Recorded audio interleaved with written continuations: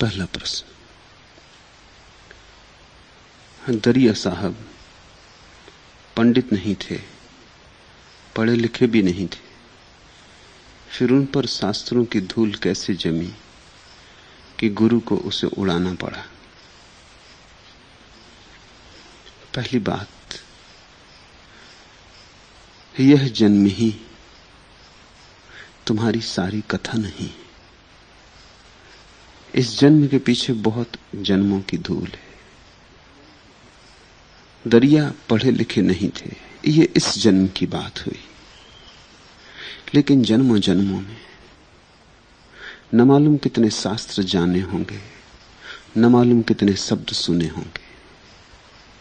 तो एक तो जब भी हम एक जन्म की बात कर रहे हैं तो भूल मत जाना कि उस जन्म के पीछे कतार है, पंक्तिबद्ध जन्म खड़े, परत पर परत संस्कारों की है। तो छोटा सा बच्चा भी पूरा पूरा निर्दोष थोड़ी होता है। सब तरह के दोष भीतर इकट्ठे पड़े, समय पाकर प्रकट होंगे। अभी बीज रूप है तो दिखाई नहीं पड़ते, जब अंकुरित होंगे और शाखाएं और पत्ते फैलेंगे तब दिखाई पड़ेंगे।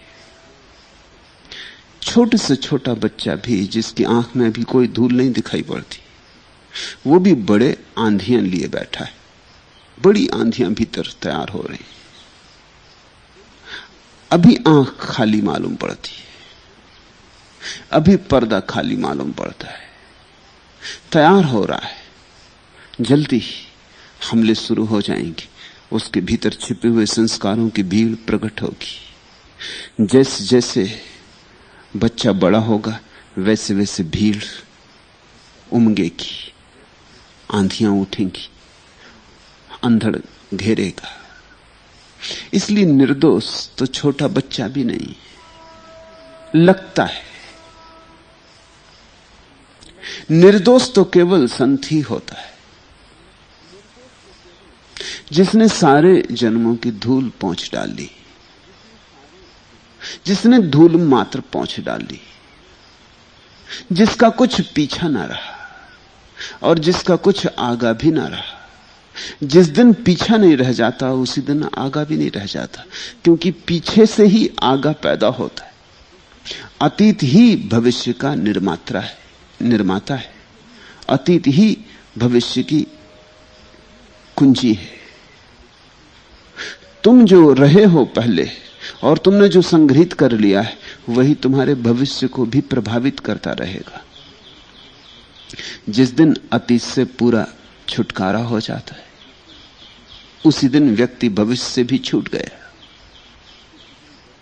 जिस दिन पुराने सारे संस्कारों की धूल विदा हो गई उस दिन करने को कुछ भी ना बचा, दर्पण खाली हो गया।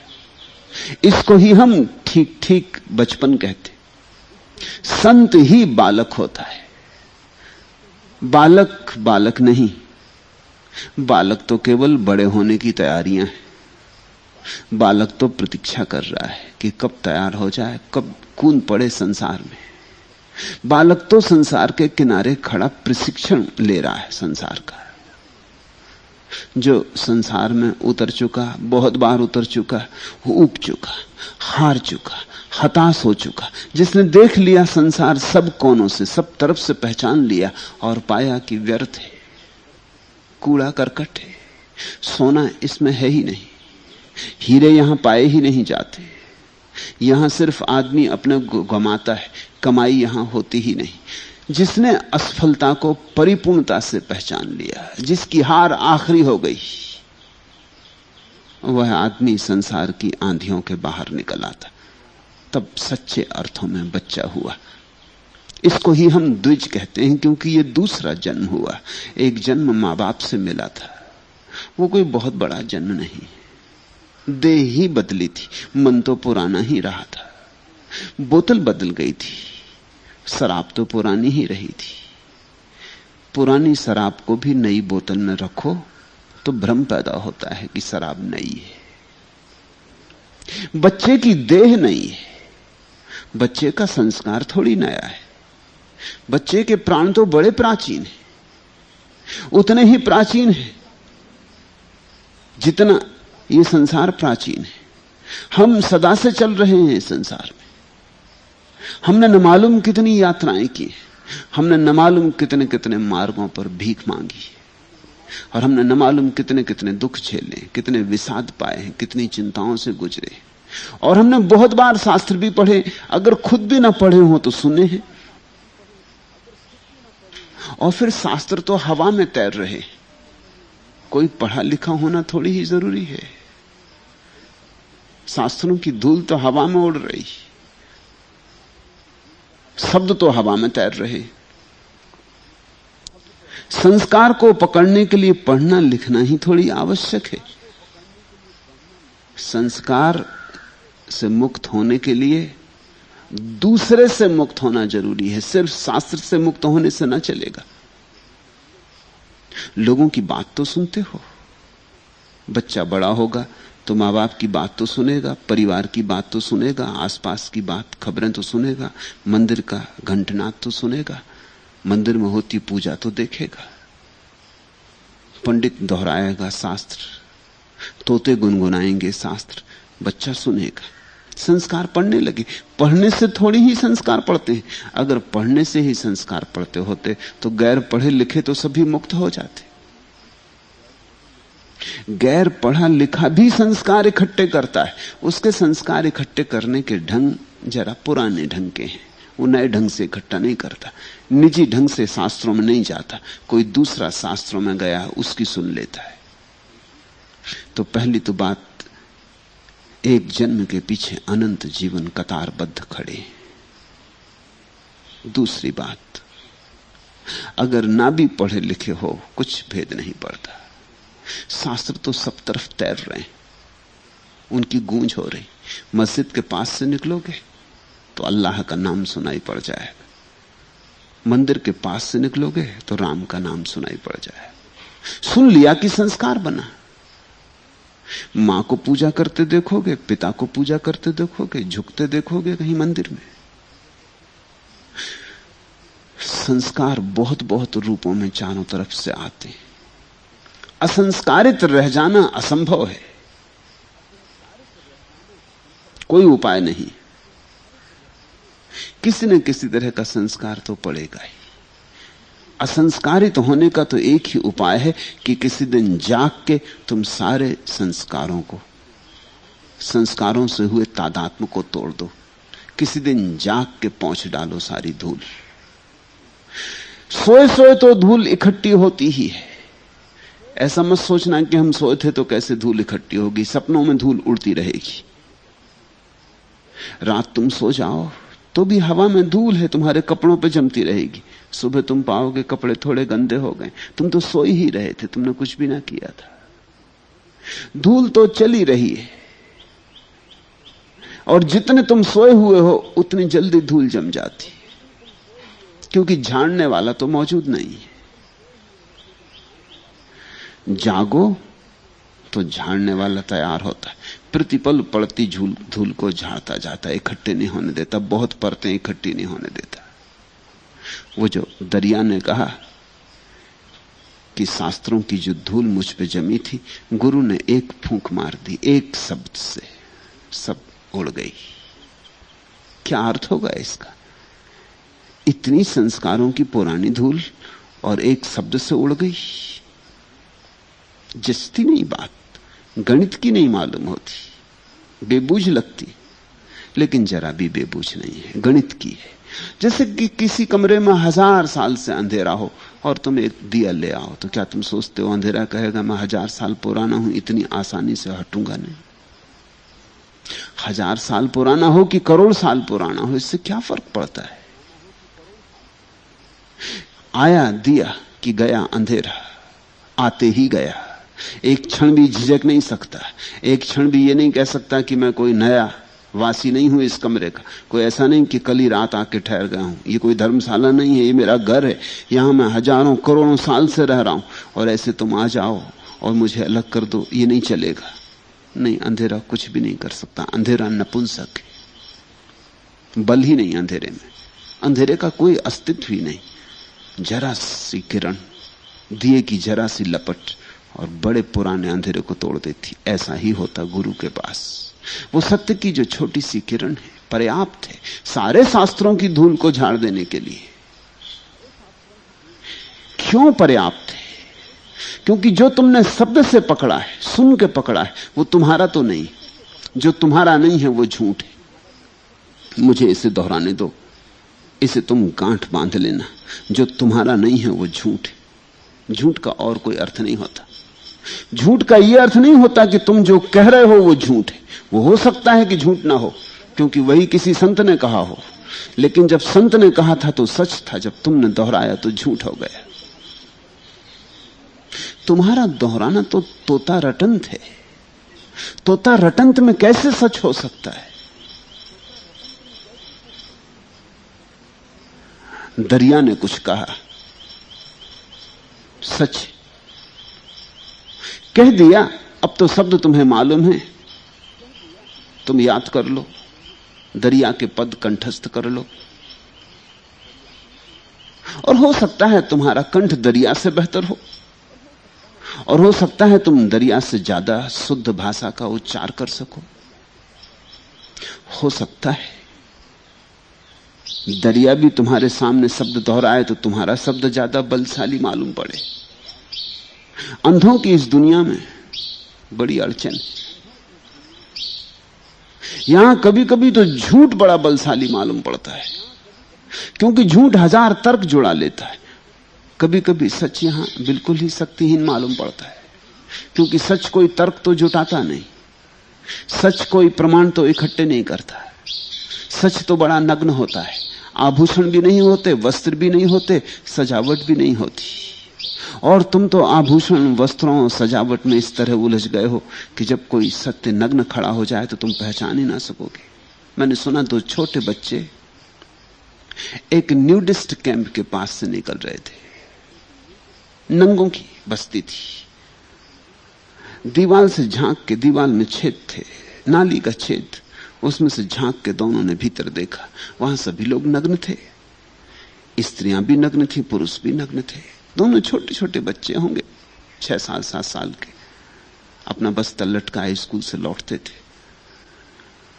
दोनों बड़े विचार में पड़ गए कि कौन स्त्री है कौन पुरुष, क्योंकि उन्होंने कभी नंगी स्त्री और नंगी पुरुष देखे नहीं थे। वो तो एक ही फर्क जानते थे कि साड़ी पहने हो तो स्त्री और साड़ी न पहने हो तो पुरुष। आज बड़ी मुश्किल में पड़ गए। घर लौट के आए तो उन्होंने अपने माँ बाप को कहा कि हम नंगों की बस्ती से गुजरते थे, हमने देखा झांक के। तो मैंने पूछा कौन थे वहां, आदमी थे कि औरतें? उन्होंने कहा हम कैसे बताएं, वस्त्र तो पहने ही नहीं थे। उन बच्चों की बात समझे। बच्चों की पहचान तो वस्त्रों की पहचान है, मगर तुम्हारी पहचान भी वस्त्रों से ज्यादा कहां है। सत्य अगर नग्न खड़ा होगा तुम न पहचान सकोगे। तुम तो सत्य के वस्त्र पहचानते हो। अगर हिंदू के वस्त्र पहने खड़ा है और तुम हिंदू के घर में पैदा हुए तो पहचान लोगे कि हां ठीक, यही तो लिखा रामायण में, यही तो गीता कहती। और अगर तुम इस्लाम के परिवार में पैदा हुए तो शायद ना पहचान पाओ, क्योंकि ये वस्त्र अपरिचित है। तुम तो कुरान की आयत होगी तो पहचान पाओगे। मगर सत्य क्या कुरान से बंधा है कि गीता से बंधा है? सत्य के क्या कोई वस्त्र है? सत्य तो निर्वस्त्र है। वस्त्र तो हमने ओढ़ा दिए, वस्त्र तो हमने लगा दिए, वस्त्र तो हमारा दान है सत्य को।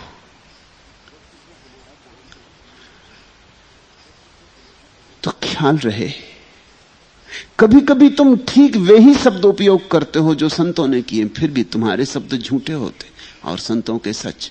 सच का शब्दों से कुछ नाता नहीं है, अनुभव से नाता है। तुम्हारे अनुभव से जो आए सत्य, उधार जो हो, बासा जो हो, झूठ, यही कसौटी है। तो शास्त्रों से जो सुना था वो झूठ था। ख्याल रखना, फिर दोहरा दूं, ऐसा मत समझ लेना कि शास्त्रों में जो लिखा है वो झूठ है। शास्त्रों को दोहराओगे तो झूठ हो जाएगा। शास्त्रों में जो लिखा है अगर तुम्हारा भी अनुभव हो जाए तो सच हो जाएगा। तो दरिया कहते हैं कि धूल बहुत जमी थी शास्त्रों की। गुरु ने एक फूंक मार दी और उड़ गई। सत्य की एक किरण आई और जन्मों जन्मों का अंधेरा, झूठ का अंधेरा टूट गया। झूठ अंधेरे जैसा है, सत्य प्रकाश जैसा। फिर एक ही किरण काफी है। कोई पूरे सूरज को थोड़ी घर में लाना पड़ता है, एक छोटा सा दिया काफी है। इसलिए कहा एक शब्द से। सच तो यह है कि शब्द की भी शायद जरूरत न पड़ी होगी, ये तो कहने की बात है। गुरु की मौजूदगी काफी हो गई होगी। तो उठ, वो गुरु की उपस्थिति, वो आघात तोड़ गया होगा अंधेरे को। शास्त्रों की धूल झड़ गई। जिस दिन शास्त्रों की धूल झड़ जाती है, उसी दिन तुम्हें अपने भीतर का शास्त्र उपलब्ध होता है। उसी दिन फिर तुम बासे नहीं रह जाते। अब तुम स्वयं जानते हो। अब ये बातें तुम्हारी मान्यता की नहीं है, अब ये तुम्हारा अपना अनुभव, अपनी प्रतीति, अपना साक्षात्कार। अब तुम स्वयं गवाह हो। अब तुम ये ना कहोगे गीता कहती इसलिए सच, अब तुम कहोगे मैं कहता हूं। अब तुम इसलिए नहीं कहोगे सच कि कुरान में लिखा है, अब तुम कहोगे कि कुरान सच है क्योंकि मेरे अनुभव में आ गया है। पहले तुम कहते थे मेरी मान्यता ठीक है क्योंकि कुरान में लिखी। कुरान प्रथम था, तुम द्वितीय थे। अब तुम प्रथम हुए, कुरान द्वितीय हुआ। जिस दिन शास्त्र नंबर 2 हो जाता है, जिस दिन तुम प्रथम हो जाते हो, जिस दिन तुम अपनी छाती पे हाथ रख कर कह सकते हो ये मेरा अनुभव, जिस दिन तुम कह सकते हो कि मैंने भी जाना जो शास्त्र में लिखा है, उस दिन शास्त्र को पकड़े रहने की कोई जरूरत नहीं रह जाती। क्या जरूरत रही? जिसके पास अपनी अनुभूति की संपदा है वो शास्त्र को भूल जाए। और मजा यह है कि जो शास्त्र को भूल सकता है वही शास्त्र का सबसे बड़ा व्याख्याकार है। ये विरोधाभास है। जो शास्त्र की धूल से मुक्त हो गया वही शास्त्रज्ञ है। उसने ही जाना, उसने ही पहचाना। वही जो कहेगा फिर शास्त्र बन जाएगा। दरिया की वाणी शास्त्र बन गई। धूल चढ़ा दी गुरु ने दरिया की, और दरिया की वाणी शास्त्र बन गई। समझने की बात इतनी ही है, शास्त्रों में जो लिखा है, जिन्होंने लिखा था सच ही जानकर लिखा था। लेकिन लिखे हुए को जब तुम मान लेते हो तो तुम्हारे पास आके सब झूठ हो जाता है। मैंने प्रेम किया, मैंने प्रेम जाना, मैंने तुमसे प्रेम की बात कही, तुमने ना कभी प्रेम किया ना कभी प्रेम जाना। बात सुनी, पकड़ ली, दोहराने लगे। तुम्हारे लिए बात सब झूठी झूठी है, थोथी, उथली उथली है। तुम स्वयं उसके गवाह नहीं हो। आंख देखी नहीं है, कानों सुनी है। कानों सुनी से झूठ सब। अपनी देखी हो, इसलिए तो हम दृष्टा को मूल्य देते हैं, श्रोता को नहीं। क्यों दृष्टा को मूल्य देखें? आंख से देखी हो, परमात्मा आंख के सामने देखा गया हो, कान से सुना गया हो, फिर किसी की कही हुई बात अफवाह है। कौन जाने ठीक हो, कौन जाने ना ठीक हो। भरोसे की बात है। जब तुम किसी पे भरोसा करते हो तो ये कभी पूर्ण श्रद्धा तो हो ही नहीं सकती। पूर्ण श्रद्धा तो सिर्फ अपने ही अनुभव पर होती, निज अनुभव पर होती। दूसरे पर तो थोड़ा ना बहुत शक बना ही रहता है कि कौन जाने। आदमी तो भला है, भरोसे योग्य है, न चोरी की कभी, न किसी को धोखा दिया, न बेईमानी की, तो ठीक ही कहता होगा। मगर कौन जाने, यह भी तो हो सकता है कि खुद ही भ्रम में पड़ गया हो। झूठ ना कहता हो मगर खुद ही भ्रम में पड़ गया हो, खुद ही धोखा खा गया हो। यह भी तो हो सकता है, क्योंकि मृग मरीचिकाएं भी तो होती हैं। रेगिस्तान से एक आदमी आए, सच्चरित्र, सब तरह से परखा जोखा, और कहे कि मैंने एक मरुद्यान देखा, दूर मैंने एक मरुद्यान देखा। इसकी बात झूठ नहीं होगी, क्योंकि ये झूठ बोलने का आदि नहीं है। तुम मान ले सकते हो कि ठीक कहता होगा, लेकिन दूर देखा मरुद्यान, हो सकता है मरीचिका रही हो, मरीचिका भी होती। फिर जो आदमी आज तक झूठ नहीं बोला वो आज झूठ बोल सकता है। ऐसी अड़चन क्या है? जो आज तक झूठ बोलता रहा वो आज सच बोल सकता है। एक क्षण में रूपांतर हो सकते हैं। कहावत है, हर संत का अतीत है और हर पापी का भविष्य। अगर जो आदमी आज तक झूठ बोला है कभी सच बोल ही ना सके, फिर तो कोई आशा ही ना रही, फिर तो कोई संभावना ही ना रही। जो आदमी आज तक पाप ही करता रहा है, हत्यारा है, झूठा है, चोर है, बेईमान है, वो भी तो किसी दिन बाल्या भील की तरह वाल्मीकि बन जाता है। तो कौन जाने, जो आदमी बिल्कुल झूठ बोलता रहा हो वो आज सच बोल रहा हो। और कौन जाने, क्योंकि संत भी भ्रष्ट हो जाते हैं, पतित हो जाते। योग भ्रष्ट शब्द है हमारे पास, गिर जाते ऊंचाइयों से। सच तो यह है, जो ऊंचाइयों पर होता है वही गिर सकता है, जो नीचाइयों पर होता है वो तो गिरेगा कैसे। इसलिए भोग भ्रष्ट शब्द हमारे पास नहीं है, योग भ्रष्ट। भोगी तो कैसे भ्रष्ट होगा, कहां भ्रष्ट होगा? अब गिरने को और जगह कहां है? गिरा ही हुआ है, आखिरी जगह तो पहले से ही है, अब इसके पार और कहां गिरेगा? स्वर्ग से लोग गिरते हैं, नरक से नहीं गिरते। नरक से कहां गिरेंगे? नरक से गिरें तो सौभाग्य, क्योंकि नरक से गिरेंगे तो कहीं ना कहीं ऊपर ही गिरेंगे, नीचे तो और बचा नहीं कुछ। तो जो आदमी आज तक सच्चा था, ईमानदार था, सब तरह से ठीक था, वो आज झूठ हो सकता है।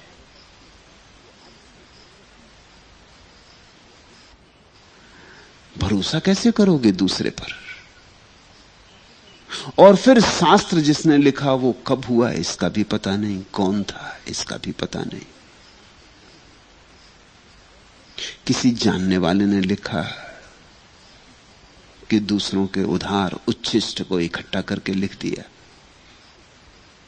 सभी किताबें अनुभव से तो नहीं लिखी जाती, 100 में एक आध किताब कभी अनुभव से लिखी जाती, 99 किताबें तो सब उधार और बासी होती। तो कैसे भरोसा करोगे? इसलिए संदेह तो बना ही रहेगा। अनुभव से ही जाता है संदेह समग्रीभूत। और जब तुम्हें अपने पर अनुभव आ जाता है, अपने पर भरोसा आ जाता है, अपनी में प्रतीति हो जाती, उस दिन तुम्हारे लिए सारे शास्त्रों में, ध्यान रखना सारे शास्त्रों में, फिर ऐसा नहीं होता कि हिंदू शास्त्र ठीक हो गए और जैन शास्त्र गलत हो गए और मुसलमान शास्त्र गलत हो गए। नहीं, जिस दिन तुम्हें अपना अनुभव होता है उस दिन तुम पाते हो कि अल्लाह के नाम से जिसको पुकारा गया वो यही, और राम के नाम से जिसको पुकारा गया वो भी यही।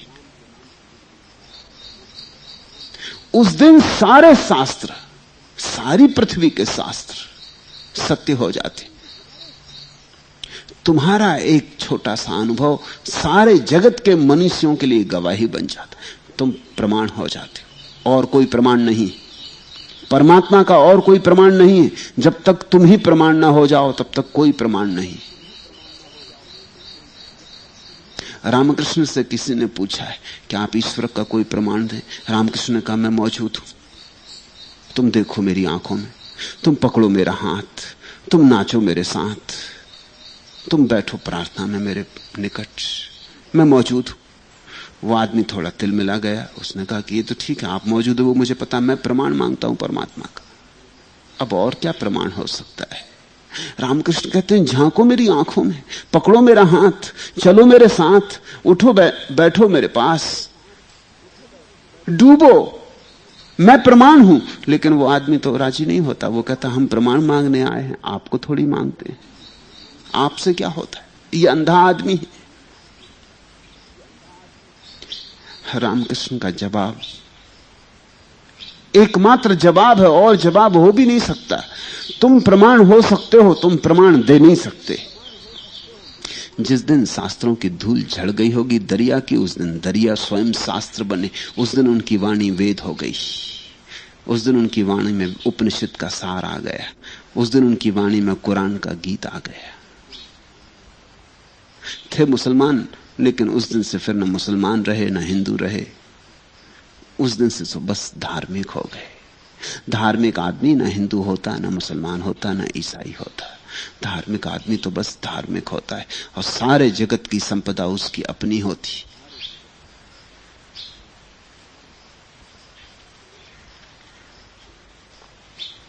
दूसरा प्रश्न, शिष्य गुरु के निकट हो और अपना हृदय खोले, इसका क्या तात्पर्य है? कृपया अच्छी तरह से समझाएं। और आखिर यह इतना मुश्किल क्यों है और भय क्यों होता है?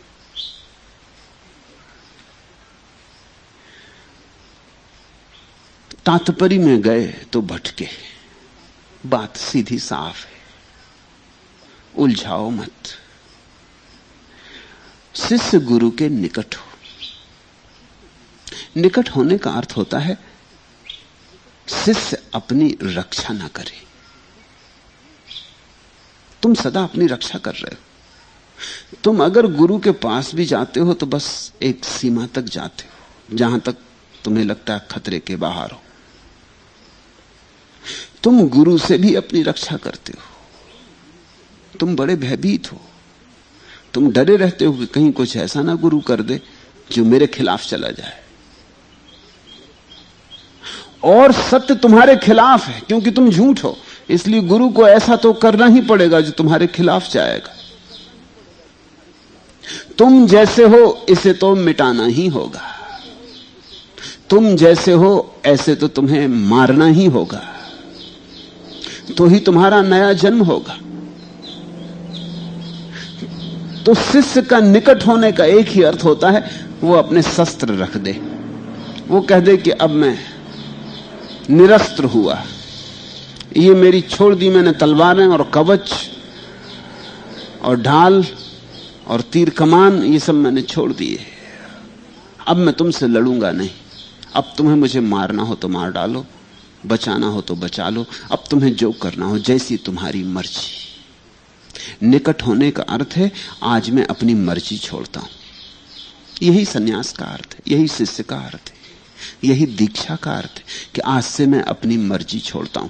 अपनी मर्जी से रह के मैंने देख लिया, भटका, दुख पाया, कहीं पहुंचा नहीं। अपनी मर्जी के सब आयोजन कर लिए, सब तरफ विफलता हाथ लगी। अपने से जो भी मैंने किया गलत गया। अहंकार के साथ लंबी यात्रा कर कर आए हो तुम। गौर से देख लो अपने अहंकार की यात्रा को, कहां पहुंचे हो। अगर कहीं पहुंच रहे हो तब तो कोई जरूरत नहीं गुरु की। अगर तुम्हें लग रहा है कि यात्रा बिल्कुल ठीक चल रही है, तुम मार्ग पर हो, चित्त में सुगंध बढ़ रही है, शांति बढ़ रही है, आनंद की वर्षा हो रही है, मेघ घिर रहे हैं और भी वर्षा होगी, ऐसी तुम्हें प्रतीति होती तो गुरु की कोई जरूरत नहीं, दीक्षा की कोई जरूरत नहीं। तुम ठीक रास्ते पर हो, तुम चले जाओ, चलते जाओ। फिर न कोई समर्पण चाहिए, न किसी के निकट होने की कोई आवश्यकता है। लेकिन अगर ऐसा मालूम न पड़ता हो और लगता हो कि हाथ खाली के खाली, और जिन चीजों को भी संपदा समझा आखिर में पाया कि वे सब ठीकरे सिद्ध हुई, स्वर्ण समझ कर गए थे लेकिन केवल पीतल को चमकता हुआ पाया। हीरे जवारात समझ के जिसे इकट्ठा किया था वो केवल कांच के टुकड़े थे। अगर हर जगह विफलता हाथ लगती हो और हर जगह हार हाथ लगती हो और ऐसा लगता हो कि जीवन विषाद से विषादमय होता जा रहा है और तुम नरक की यात्रा पर हो, तो फिर जरूरत है कि तुम किसी का हाथ गहो, तुम किसी के चरणों में गिरो और तुम कह दो कि अब अपनी मर्जी से ना चलूंगा, अब तुम्हारी मर्जी मेरी मर्जी होगी। निकट होने का अर्थ है तुमने अपना संकल्प छोड़ा। संकल्प का त्याग है निकटता। अगर कहीं भीतर तुम अपने संकल्प को अभी भी बचाए हुए हो, अगर तुमने गुरु के पास दीक्षा भी ली है, संन्यास्त भी हुए हो और यह भी तुम्हारा ही संकल्प है, तो तुम चूकोगे, तो तुम दूर रहोगे। तुमने कहा कि मेरा निर्णय है कि मैं संन्यास लेता हूं, संन्यास भी ले लोगे और चूक भी जाओगे क्योंकि तुम्हारा निर्णय। तो फिर तुम्हारी अभी पुरानी मर्जी कायम है। अभी पुरानी अकड़ कायम है, रस्सी जल गई, अकड़ नहीं गई। अब तुम आखिरी अवस्था में भी अपनी अकड़ को बचाने की कोशिश कर रहे हो। तुम कहते हो मैंने संन्यास लिया, मैंने दीक्षा ली, अभी भी मैं बचा है, अभी भी मैं बोल रहा है, अभी भी मैं काफी मुखर है। तो चूक गए। तो तुम चरण पकड़ के भी बैठ जाओ तो भी तुम हजारों कोस दूर हो। और अगर तुमने मैंने लिया ऐसे भाव से नहीं, वरन इस अनुभव से कि मैं तो हार चुका, हारे को हरिनाम, मैं तो हार चुका, अब मैं क्या लूंगा, अब तो अपनी हार में इन चरणों में गिर जाता हूं। तब तुम्हारी प्रतीति बड़ी भिन्न होगी। तुम्हारी प्रतीति ऐसी होगी, गुरु ने दीक्षा दी, तुमने ली ऐसा नहीं, गुरु ने दीक्षा दी, तुम्हें प्रसाद दिया, और उसी घड़ी से तुम पास होने लगे। फिर तुम 1000 कोस दूर भी रहो गुरु से तो कुछ भेद नहीं पड़ता, तुम निकट हो। निकट का अर्थ भौतिक निकटता नहीं, निकट का अर्थ शारीरिक निकटता नहीं, निकट का अर्थ है आत्मिक निकटता। और आत्मिक निकटता तभी होती है जब तुम्हारा अहंकार, संकल्प, तुम्हारी पुरानी अकड़ खो जाए। तुम एक ढेर की तरह होकर गिर जाओ गुरु के चरणों में।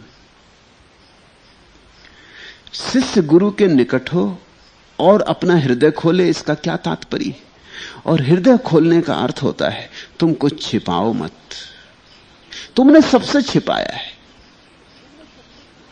तुमने अपने प्रेमी से भी छिपाया है, तुमने अपने राज कायम रखे, तुमने अपनी पत्नी से भी पूरी बात नहीं कही है, तुमने अपने पति से भी पूरा राज नहीं कहा है, तुमने कुछ बातें छिपा रखी, तुम रोज छिपाते हो। तुमने कभी भी कहीं अपने हृदय को पूरा नहीं खोला है, खोल भी नहीं सकते थे। तुम्हें मैं दोष भी नहीं देता, क्योंकि जिनके भी सामने तुम पूरा हृदय खोलते वही तुम्हारे खिलाफ हो जाते। तुम्हारा डर नैसर्गिक है। अगर तुम अपनी पत्नी से आके कह देते कि आज रास्ते पर एक सुंदर स्त्री को गुजरते देखकर मेरा मन ऐसा हो आया कि काश मैं इससे विवाह कर लूं, तो अड़चन ही खड़ी होगी। इसकी बहुत कम संभावना है कि तुम्हारी पत्नी समझे। पत्नी सिर पीटने लगेगी, हाथ पैर मारने लगेगी, रोने लगेगी, धुआं उपद्रव मचा देगी, पास पड़ोस के लोगों को इकट्ठा कर देगी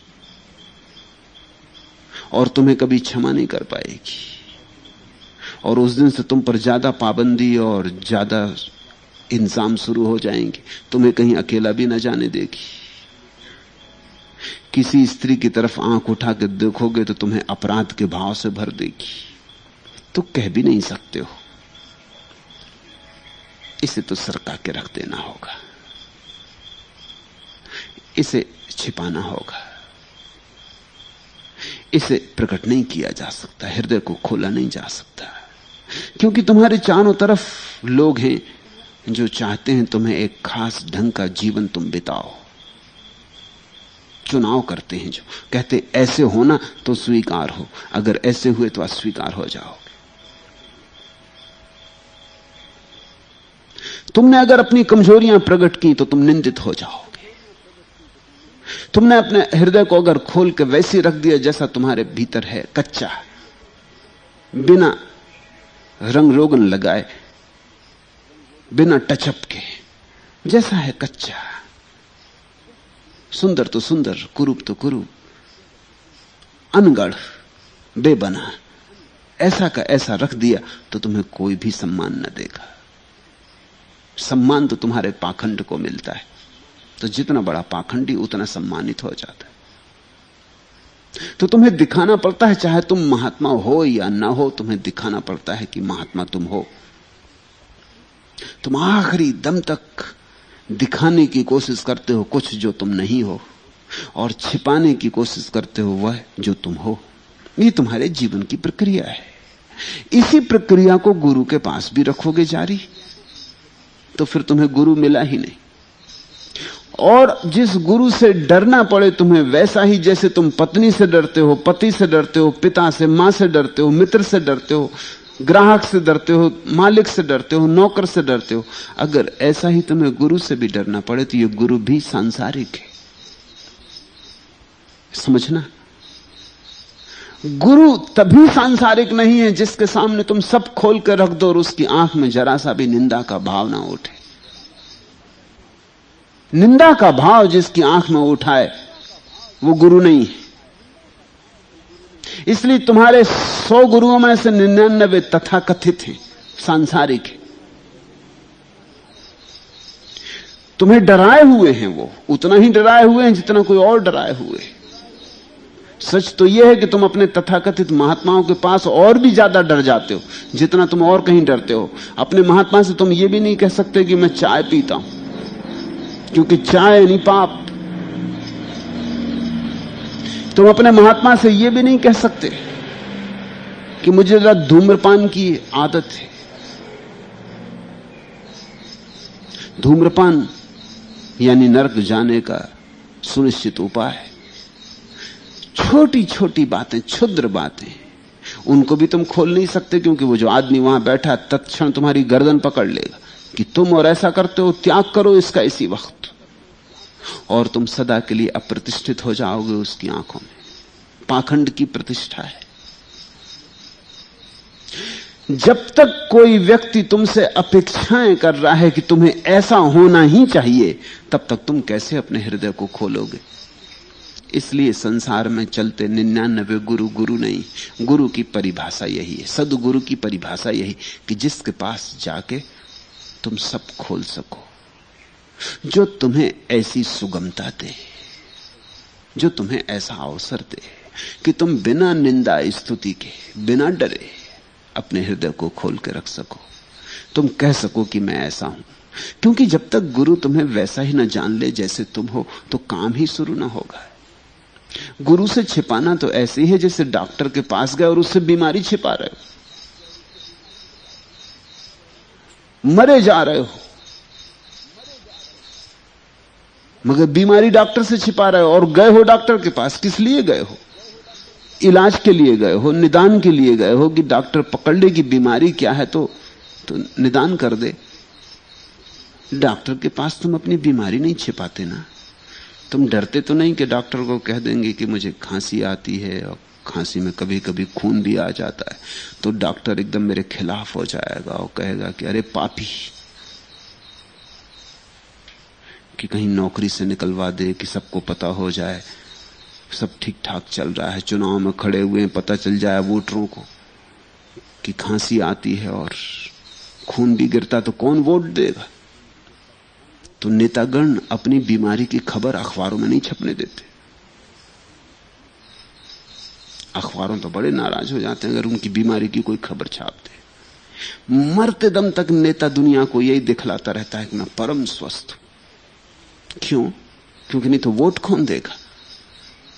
मुर्दों को तो कोई वोट नहीं देता। मरते दम तक नेता यही कहता रहता कि कोई मुझे खराबी नहीं, सब तरह से ठीक हूं। ये उसे दिखाना ही पड़ता है।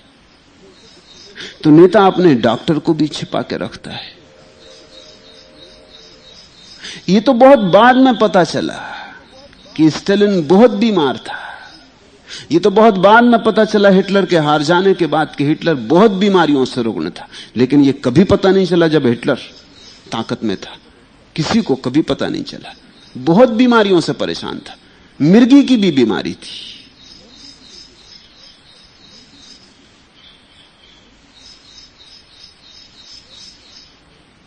और भी तरह के रोग थे जो खतरनाक थे। अगर पता चल जाता तो हिटलर एक दिन सत्ता में नहीं रह सकता था। इन सबको छिपा के रखना पड़ता है। जनता के सामने एक चेहरा बताना पड़ता है। स्टालिन के फोटो बिना सरकारी आज्ञा के छपते नहीं थे, क्योंकि उसके मुंह पर चेचक के दाग थे। सिर्फ एक फोटो में भूल से पकड़े गए, बाकी कभी किसी फोटो में नहीं पकड़े जा सके। चेचक के दाग से भी इतना बचना पड़ता है। नेता को ऐसा होना चाहिए कि सर्वांग सुंदर।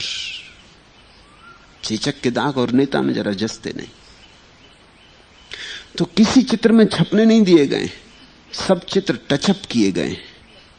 पहले टचअप हो जाएंगे तब छपेंगे। माओ के हाथ पैर कपते थे, लेकिन यह बात अखबारों तक नहीं पहुंच पाती थी।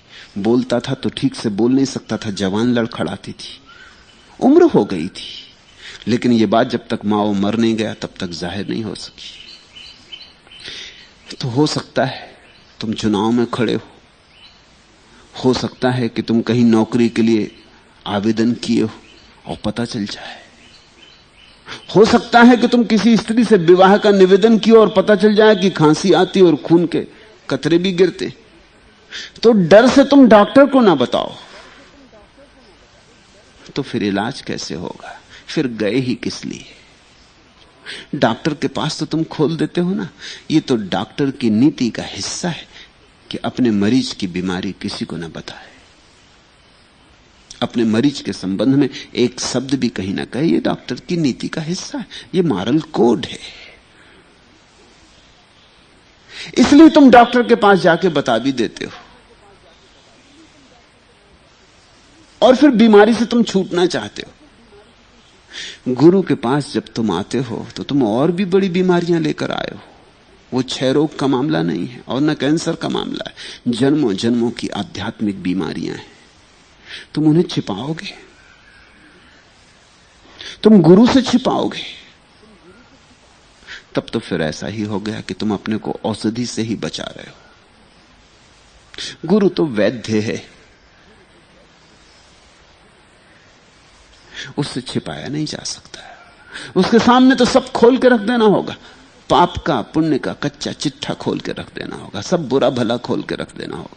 और तुम एक उपद्रव हो भीतर, जहां हर तरह के पाप दबे पड़े, जहां हर तरह की बुराई दबी पड़ी, निसंकोच छोड़ देना होगा अपने को। इसलिए मैंने कहा हृदय खोलकर गुरु के सामने रखना होता। हृदय खोलने का अर्थ है तुम गुरु के सामने अपनी किसी भी तरह की प्रतिमा बचाने की कोशिश मत करना। तुम कहना जैसा मैं हूं ये हूं, बुरा भला। और सद्गुरु वही है कि तुम जब अपने प्राणों का सारा मवाद भी खोल के उसके सामने रख दो, तब भी तुम्हारे बुद्धत्व में उसे जरा भी शक पैदा ना हो, तुम्हारे परमात्मा स्वरूप में उसे जरा भी शंका ना है। वही तो सद्गुरु है। ये सारी बीमारियां ठीक हैं, इनके बावजूद भी तुम हो तो परमात्मा, इससे कुछ भेद नहीं पड़ता।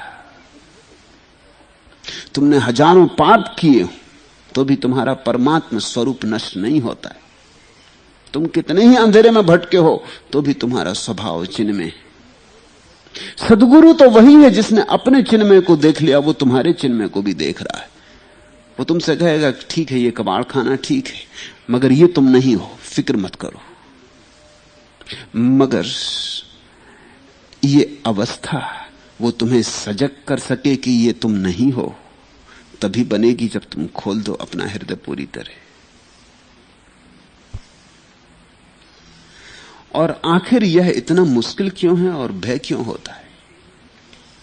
मुश्किल है क्योंकि जब भी कहीं हृदय खोला तभी घाटा लगा, इसलिए मुश्किल है। अनुभव के कारण मुश्किल है।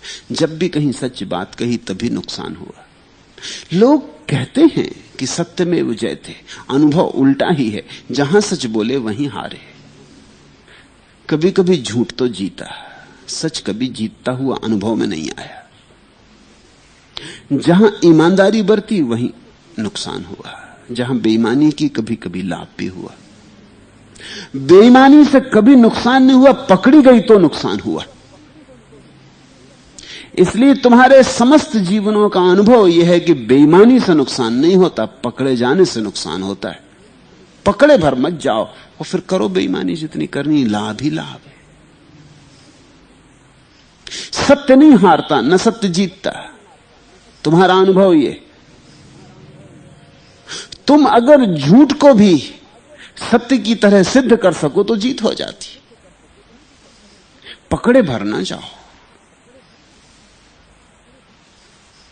तो तुम संत हो अगर पकड़े ना जाओ, पकड़े गए तो पापी। तो असली सवाल पकड़े न जाने का है। तो कैसे हृदय खोलो? हृदय खोला तो अपने ही हाथ से पकड़े गए, ये तो अपने ही हाथ से जाके और समर्पण कर दिया। इसलिए सारे जीवन का तुम्हारा अनुभव यह है कि कहो मत सच्चाई क्या है, जितना बन सके झुठलाओ, और फिर जिससे भी तुमने कहा उसी से हानि हुई। अगर मित्र को कह दी सच्ची बात तो मित्र शत्रु हो गया। फ्रायड ने कहा है, अगर सभी मित्र एक दूसरे के संबंध में सच बातें कह दें तो दुनिया में 3 मित्रताएं भी ना बचे।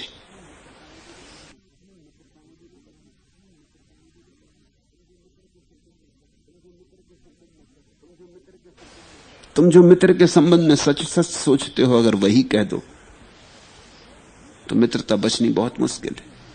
लोग झूठ में जी रहे हैं, लोग झूठ में पगे हैं। राह पर कोई मिल जाते हैं, तुम कहते हो, बड़ी दुआ सलाम करते हो, गले मिलते हो, कहते हो कि बड़ा सौभाग्य, दर्शन हो गए, शुभ मुहूर्त में घर से निकलते दर्शन हो गए, बड़े दिनों बाद दर्शन हुए। भीतर सोच रहे हो कि दुष्ट का चेहरा कहां से दिखाई पड़ गया, अब पता नहीं दिन कैसा जाए। भीतर तुम ये सोच रहे हो कि ये महाराज कहां से मिल गए, शुभ काम करने निकले थे और ये सज्जन बीच में मिल गए। मगर इनसे तुम यही कह रहे हो कि बड़ी कृपा की। घर में मेहमान आते हैं, तुम कहते हो आओ, पलक पावड़े बिछाए बैठे, और भीतर रो रहे हो कि फिर आ गए, अब पता नहीं कब जाएंगे, पता नहीं कितनी देर पेरेंगे, परेशान करेंगे। ऊपर से कह रहे हो अतिथि देवता है, और भीतर से तुम जानते हो कि अतिथि से ज्यादा शैतान और कोई भी नहीं। तो तुम 2 तल पर जीते हो। ये 2 तल पर जीना इतना तुम्हें रास आ गया है, इतना सघन हो गया है, इसलिए कठिनाई है। इसलिए गुरु के पास भी आते हो तो पुरानी आदतें एकदम कैसे छूट जाएं। कुछ का कुछ दिखलाने लगते हो, कुछ का कुछ कहने लगते हो। मैं रोज अनुभव करता हूं, लोग कुछ प्रश्न पूछने आते हो, कुछ पूछने लगते। मैं देख रहा हूं कि उनका प्रश्न कुछ और है, मुझे उन्हें लाना पड़ता फुसला फुसला के असली प्रश्न पर। मगर जब प्रश्न पूछते हैं लोग तब भी झूठ कर जाते हैं। क्यों? क्योंकि प्रश्न भी ऊंचा पूछना चाहिए, उसका प्रभाव पड़ता है। हो सकता है उनकी समस्या हो काम वासना की, लेकिन प्रश्न उठाएंगे राम का, काम का होगा प्रश्न, और उठाएंगे राम की बात, कहेंगे कि परमात्मा कैसे मिले। अब मैं उनको देख रहा हूं कि ये परमात्मा की कोई चाह ही कहीं दिखाई नहीं पड़ती उनकी ऊर्जा में, उनकी आभा में कहीं परमात्मा से कोई मतलब नहीं दिखाई पड़ता। पूछते परमात्मा कैसे मिले। मुझे उन्हें फुसलाना पड़ता है, समझाना पड़ता है कि आओ, असली पर आओ। धीरे धीरे धीरे धीरे धीरे बामुश्किल वो असली पर आते हैं। वो भी बड़ी बेचैनी से आते, और असली को ही सुधारा जा सकता है, नकली को तो कुछ किया नहीं जा सकता। अगर तुमने प्रश्न ही झूठा पूछा है तो मेरे उत्तर का क्या होगा? क्या करोगे उस उत्तर का? मैं जो तुम्हें जो दवा बता दूंगा वो किस काम आएगी? वो बीमारी ही तुम्हारी नहीं। अपनी बीमारी छिपा गए, किसी और की बता दी। एक सज्जन आए, वो कहने लगे कि मेरे एक मित्र हैं, बड़े कामी, उनका मन बस काम वासना से भरा रहता है, उनके लिए कुछ उपाय बताएं। मैंने कहा मित्र कोई भेज देते और वो मुझसे कह देते कि मेरे एक मित्र हैं। इतनी काहे को झंझट की? तब वो थोड़े चौंके, चौंक के चारों तरफ देखा कि, लेकिन आदमी हिम्मतवर थे, कहा कि आपने पकड़ लिया, बात तो यही है, उपद्रव तो मेरी, लेकिन मैंने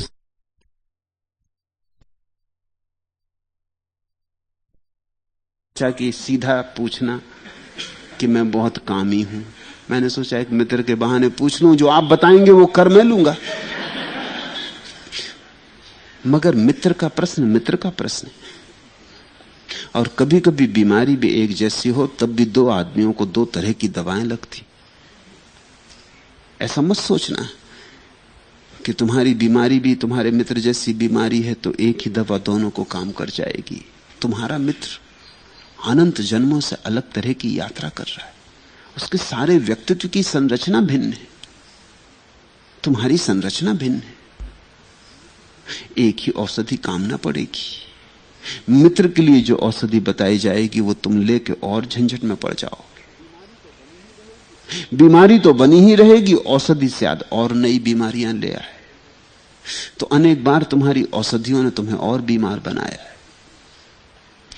इसलिए कहता हूं, हृदय को खोलना कठिनाई है। तुमने जब भी हृदय खोला तभी हानि हुई। कहते हैं ना, दूध का जला छाछ भी फूंक फूंक के पीने लगता है। ऐसी तुम्हारी अवस्था है। तुम इतनी बार जल गए हो, किसी से भी सच कहा कि मुश्किल हुई, किसी से भी सच कहा कि मुश्किल हुई। ये सारा संसार झूठ का संसार है। यहां सच बोलने से चलता ही नहीं। यहां झूठ ही यात्रा का पाथे है, वही कलेवा है, उसी के सहारे सब चलता है। यहां हम झूठ से बंधे हैं एक दूसरे से। तुम्हें पत्नी से रोज रोज कहनी पड़ता है, मैं खूब प्रेम करता हूं तुम्हें, तुम्हारे बिना एक क्षण न रह सकूंगा, तुम न होगी तो मेरा क्या होगा, मैं रह ना सकूंगा एक दिन। और तुम भली भांति जानते हो कि पत्नी न रह जाएगी तो ऊपर तुम कितना ही रो, भीतर तुम प्रसन्न होगे कि चलो झंझट मिटी, उपद्रव मिटा, चलो फिर स्वतंत्र हुए, चलो फिर कोई स्त्री खोज ले। मुल्ला नसरुद्दीन की पत्नी मर रही थी। वो बैठा है खाट के पास ही, जैसा उदास पतियों को बैठना पड़ता वैसे ही बैठा। गुण तारे तो और बिठा रहा है, भीतर वो बात अलग, वो तो किसी से कहनी नहीं है। पत्नी भी मरते वक्त, पत्नियां भी खूब है, मरते दम तक ऐसे सवाल उठा देती। पत्नी ने मरते मरते आंख खोली और कहा, एक बात पूछनी मुल्ला, मैं मर जाऊंगी तो फिर तुम क्या करोगे? मुल्ला ने कहा, क्या करूंगा, मर जाऊंगा, क्या करूंगा, एक क्षण जी ना सकूंगा, क्या करूंगा, तेरे बिना सोच ही नहीं सकता। पत्नी ने कहा, छोड़ो जी, ये बातें छोड़ो, किससे बातें कर रहे हो, ये बातें छोड़ो, ये मुझे बताओ, विवाह तो तुम करोगे ही?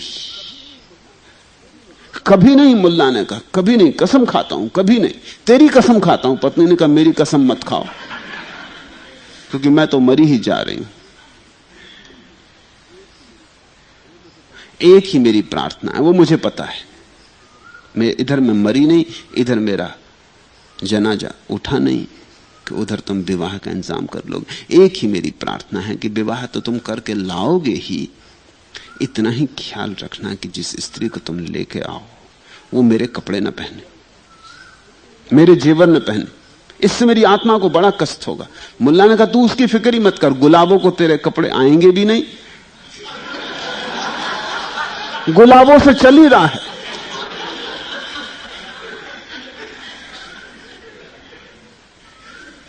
उसकी तू फिक्र ही मत कर। समझदार आदमी पहले से इंतजाम बना लेता है, ऐसा थोड़ी कि पत्नी मरेगी फिर इंतजाम करेंगे, पत्नी तो मरी रही है। एक जगत है हमारा जहां झूठ ही हमारी व्यवस्था है, जहां झूठ ही हमारे संबंधों का सारा सार सूत्र है। गुरु के साथ भी ऐसा ही संबंध बनाओगे क्या? तो फिर गुरु भी तुम्हें इस संसार के बाहर ना ले जा सकेगा। गुरु का अर्थ है जो तुम्हें इस झूठ के जाल के बाहर ले जाए। तो उसके पास तो तुम्हें ये पुराने अनुभव सब छोड़ देने पड़ेंगे, और जिसके पास तुम छोड़ सको निसंकोच, वही तुम्हारा गुरु है। नहीं तो तुम्हारा गुरु नहीं। फिर तुम खोजो, अभी और गुरु खोजो, कहीं खोजो, कहीं ना कहीं कोई आदमी तुम खोज पाओगे जिसके पास तुम सब निसंकोच छोड़ दोगे। कहीं तो कोई आदमी तुम्हें मिल जाएगा जिसकी आंखों में तुम्हारी निंदा ना होगी, और जिससे सच कह के भी तुम हारोगे नहीं बाजी, जिससे सच कह के ही जीतोगे। सतगुरु का यही अर्थ होता है। सतगुरु में निंदा तो होती नहीं, तुमने क्या किया है इसके प्रति अपरंपार करुणा होती। तुमने पाप किया, उसके प्रति भी करुणा होती, ध्यान रखना। तुम्हारे पाप को भी वो समझता है कि मनुष्य की कमजोरियां, क्योंकि वो खुद भी उन्हीं कमजोरियों से गुजरा है, खुद भी उन्हीं गड्ढों में गिरा है, खुद भी उन्हीं कंटकाकीर्ण मार्गों से निकला है, खुद भी उसने वे कांटे चुभे हैं उसे, वो जानता है, भली भांति जानता है। सद्गुरु का अर्थ है कि जो कल तक तुम्हारे ही जैसा था, आज भूल नहीं गई है बात, अब तो और भी ठीक से समझ में आती। सद्गुरु के मन में अपरंपार करुणा होती। तुमने कितना ही गहन पाप किया हो, तुम सद्गुरु के पास सिवाय क्षमा के और कुछ भी ना पाओगे। और अगर कुछ और मिले तो समझ लेना कि ये सद्गुरु नहीं है, तुम बचो, ये तुम्हारे झूठे जंजाल का ही हिस्सा है। ये होगा पंडित होगा, पुजारी होगा, तथाकथित महात्मा होगा, लेकिन अभी इसे खुद भी नहीं मिला है। एक बात समझना, बहुत मनोवैज्ञानिक, अगर तुम किसी गुरु के पास जाकर कहो कि मैं बहुत क्रोधी हूं, और वो तुमसे कहने लगे कि क्रोध पाप है और नरक में सड़ोगे और ऐसा वैसा तुम्हें डराने लगे, धमकाने लगे, तुम कहो कि मैं कामी हूं, और वो एकदम क्रुद्ध हो जाए कि कामी हो तो यहां किस लिए आए, ब्रह्मचर्य का पालन करो, नहीं तो सड़ोगे, नरक में कीड़े काटेंगे और कढ़ाओं में जलाए जाओगे, और एकदम आग बबूला होने लगे, तो एक बात पक्की है कि वो अभी काम वासना से मुक्त नहीं हुआ, अभी क्रोध से मुक्त नहीं हुआ। इसे तुम समझो। तुम नाराज उसी बात पर हो जाते हो जो बात तुम्हें अभी भी सताती है, नहीं तो नाराजगी क्या है? एक समझ होती, शांत शीतल। नाराजगी की बात क्या है? संत राबिया के पास एक फकीर हसन ठहरा। दोनों बैठे थे, एक आदमी आया, उस आदमी ने हसन के चरणों में असरफियां रखी, सोने की असरफियां रखी। हसन तो एकदम नाराज हो गया, उसने कहा कि तू ये सोना लेके यहां क्यों आया? सोना मिट्टी है, धूल है, हटा यहां इसे सोने को। राबिया हंसी। हसन ने पूछा क्यों हंसती हो? राबिया ने कहा हसन, तो तुम्हारा सोने से मोह अभी तक गया नहीं? सोने से मोह? हसन ने कहा मोह नहीं है, इसलिए तुम्हें इतना चिल्लाया कि हटा यहां से। राबिया ने कहा मोह ना होता तो चिल्लाते ही क्यों? अगर मिट्टी ही है सोना, तो मिट्टी तो बहुत पड़ी तुम्हारे आसपास, तुम नहीं चिल्ला रहे हो। ये आदमी थोड़ी मिट्टी और ले आया, क्या चिल्लाना है? इतने आग बबूला क्यों हो गए? इतने उत्तेजित क्यों हो आए? ये उत्तेजना बताती है कि अभी भीतर डर है। ये उत्तेजना बताती है कि दबा लिया है सोने के मोह को, मिटा नहीं। नहीं तो क्या इसमें उत्तेजित होने की बात है? इस आदमी पर तो देखो, इस आदमी को तो देखो, ये बेचारा गरीब है, इसके पास सोने के सिवाय कुछ भी नहीं है। ये बहुत गरीब है, इस गरीब को ऐसे मत दुत्कारो।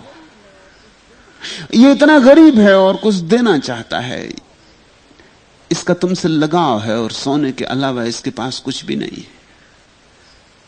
ऐसा हुआ, मैं जयपुर में था और एक बहुत अपूर्व आदमी थे, सोहनलाल दुगड़। जुआरी थे ऐसे तो वो, सटोरिया थे, भारत के सबसे बड़े सटोरिया थे, मगर बड़े हिम्मत के आदमी थे। सटोरिया थे, हिम्मत के होने ही चाहिए। एक झोले में भर के बहुत से नोट ले आए। पहली दफा मुझे सुना था, दूसरे दिन आए और पूरा झोला नोट से भरा हुआ मेरे पैरों पर उल्टा दिया।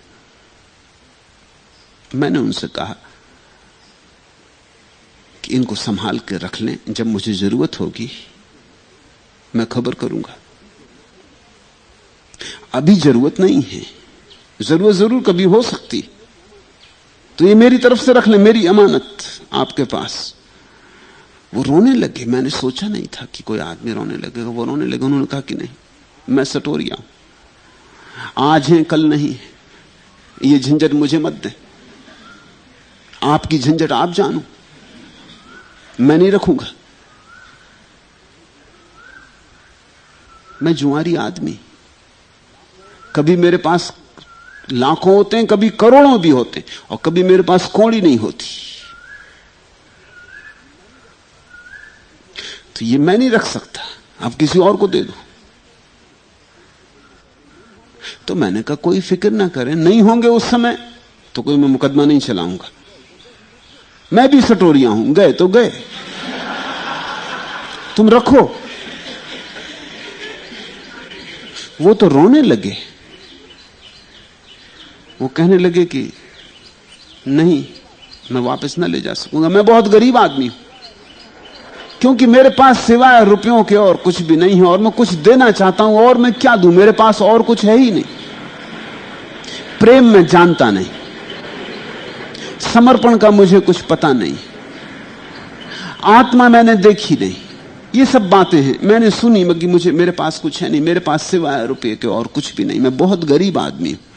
सुनते उनकी परिभाषा गरीब आदमी की, कि मेरे पास सिवाय रुपए के और कुछ भी नहीं, मैं बहुत गरीब आदमी हूं, मैं कुछ देना चाहता हूं, अगर रुपया आप न लेंगे तो मेरे हृदय को बड़ी चोट पहुंचेगी, मुझे लगेगा कि मैं इतना दीन के कुछ भी न दे सका।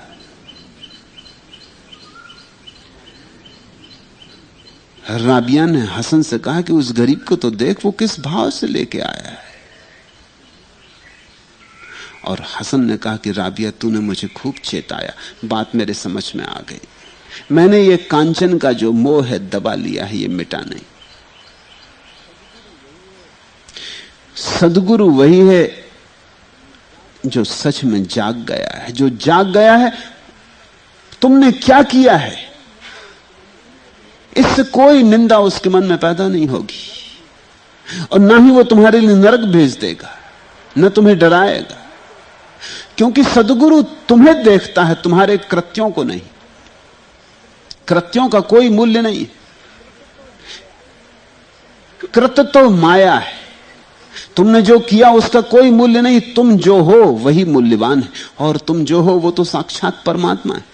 जिसने अपने भीतर के परमात्मा को देख लिया, उसने सारे जगत में छिपे परमात्मा को देख लिया। फिर तुम लाख छिपाओ परमात्मा को चोर के भीतर, तो भी सदगुरु देखता है, पापी के भीतर तो भी देखता है, हत्यारे के भीतर तो भी देखता है। तुम सदगुरु से छिपा नहीं सकते अपने परमात्मा को।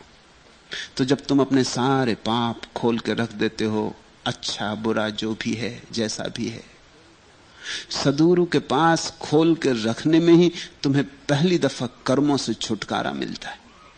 यह कर्म मुक्ति का उपाय है। जब तक तुम दबाते हो, बंधे रहते हो, छिपाते हो, अटके रहते हो।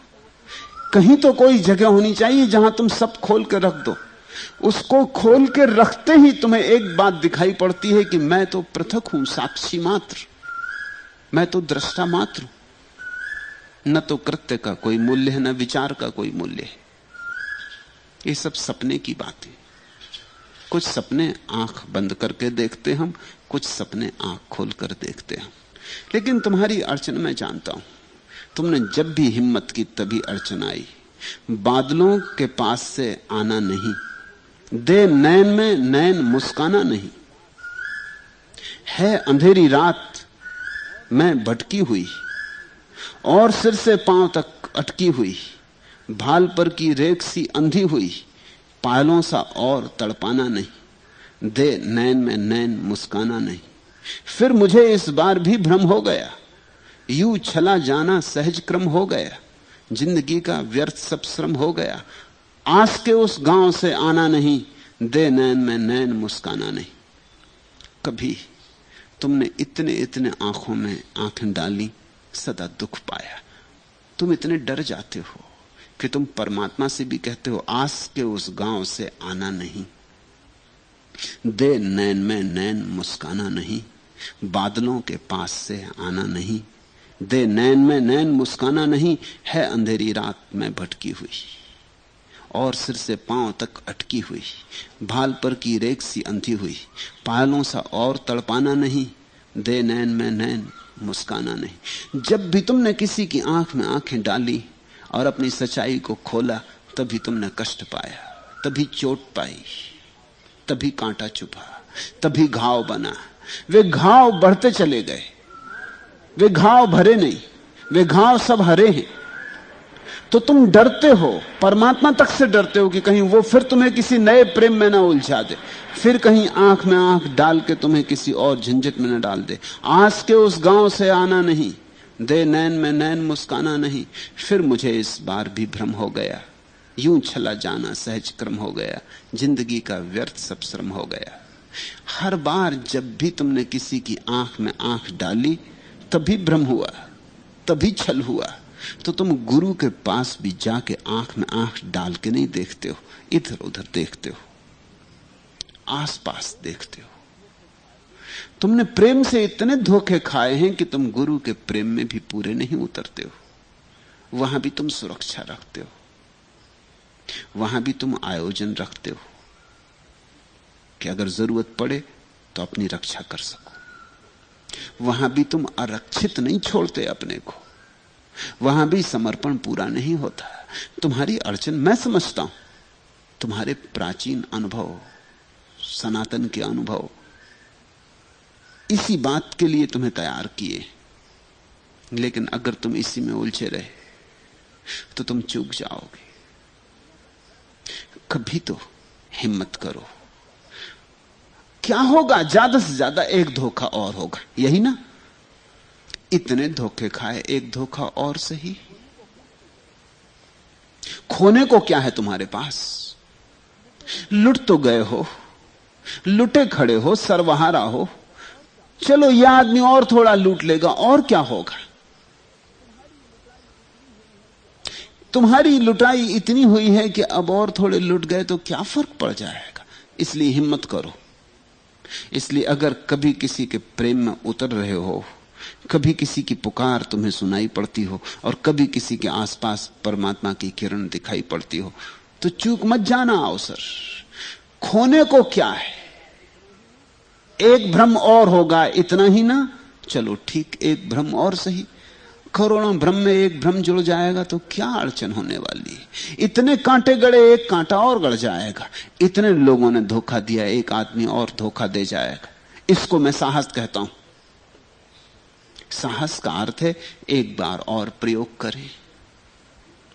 साहस का अर्थ है अतीत के अनुभव को ही सब कुछ न मान लें। संभव है कुछ और हो, नया हो। नया हो सकता है, इस बात का भरोसा ही श्रद्धा है। जो अब तक हुआ है वही सदा होता रहेगा, ऐसा मान लेना तो फिर विषाद में गिर जाना, निराश हो जाना। सच है, बहुत मार्गों पर तुम गए, कोई मार्ग कहीं नहीं ले गया। इससे कुछ घबराने की बात नहीं। मैंने सुना अमेरिका का प्रसिद्ध वैज्ञानिक एडिसन एक प्रयोग कर रहा था, 700 बार हार गया। रोज प्रयोग चलता सुबह से सांझ तक और रोज हार होती। वो प्रयोग सफल होता ना मालूम होता। 700 बार काफी होता है। कोई 3 साल बीत गए, चौथा साल बीतने लगा, उसके सहयोगी तो थक मरे। आखिर उसके सहयोगी ने एक दिन इकट्ठा होकर कहा कि बहुत हो गया, कुछ और करना है कि जिंदगी भर इसी को करता रहना, और ये कुछ होता दिखाई पड़ता नहीं। और आपसे हम घबरा गए क्योंकि आप रोज सुबह आ जाते हैं, फिर उत्साह से भरे, फिर उमंग से भरे, फिर शुरू कर देते। आप थकते ही नहीं, क्या जिंदगी भर यही करना है? एडिसन ने कहा अब रुकने की जरूरत है। 700 रास्ते हम देख चुके, गलत सिद्ध हो गए, अब ठीक रास्ता करीब ही आता होगा। आखिर कितने गलत होंगे? समझो कि 1000 रास्ते हैं अगर कुल मिला के, तो 700 तो हमने जांच लिए, अब 300 ही बचे। जीत रोज करीब आ रही है। पागलों, किसने तुमसे कहा कि हार हो रही? जीत रोज करीब आ रही। हर हार जीत की तरफ एक कदम है। और ये तो ठीक ही है। एडिसन ने कहा कि ठीक रास्ता एक ही होगा, गलत 999 हो सकते हैं, ठीक तो एक ही होगा। तो 999 से गुजरना तो होगा ही, उसके बिना कोई उपाय नहीं है उस एक तक पहुंचने का। हिम्मतवर आदमी का यह लक्षण है, उसकी आशा नहीं टूटती, उसका भरोसा नहीं खोता। वो कहता इतने धोखे खा लिए, इतने आदमी जांच लिए, इतने प्रेम परख लिए, इतने संबंध टटोल लिए, अब तो ठीक संबंध करीब आता ही होगा। अब कब तक दूरी रहेगी? अब ठीक घड़ी करीब आती ही होगी, इतने इतने जन्मों तक भटके, अब और कब तक भटकना होगा। इसलिए अब ठीक के करीब आते हैं, और हिम्मत करें, और साहस करें, और उमंग और उत्साह।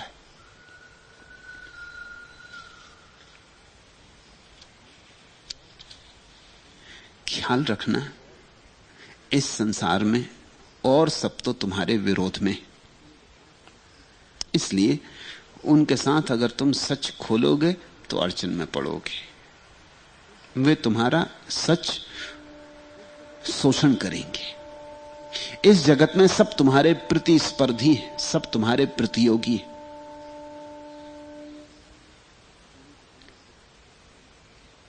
उन्हें तो तुम्हें कुछ का कुछ बताना पड़ेगा। मैंने सुना है कि 2 दलाल,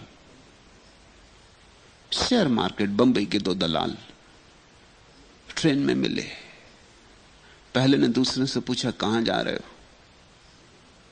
दूसरे ने कहा पूना जा रहा हूं। पहले ने कहा बनो मत, तुम मुझसे झूठ मत बोलो, मुझे पक्का पता है कि तुम पूना जा रहे हो, तुम मुझसे झूठ मत बोलो। वो पहला बहुत हैरान हुआ, उसने कहा कि मैं ही तो कह रहा हूं कि पूना जा रहा हूं। वो दूसरा बोला तुम मुझसे झूठ मत बोलो, मुझे पक्का पता है, मैं तुम्हारे ऑफिस से पता लगा के आ रहा हूं कि तुम पूना ही जा रहे हो। मतलब समझे आप, वो ये कह रहा है कि दलाल तो ऐसा झूठ बोलते ही रहते, पूना जा रहा हूं मतलब तुम कहीं और जा रहे हो, तुम्हारा प्रयोजन ये है। पूना की कह रहे हो तो कहीं और जा रहे हो, इतना इगतपुरी जा रहे कि कल्याण जा रहे कि उल्लासनगर, मगर पूना नहीं जा रहा है, इतना तो पक्का है। इसलिए वो दूसरा कहता है कि तुम मुझसे झूठ मत बोलो कि पूना जा रहे हो, तुम पूना ही जा रहे हो। ऐसी दुनिया है,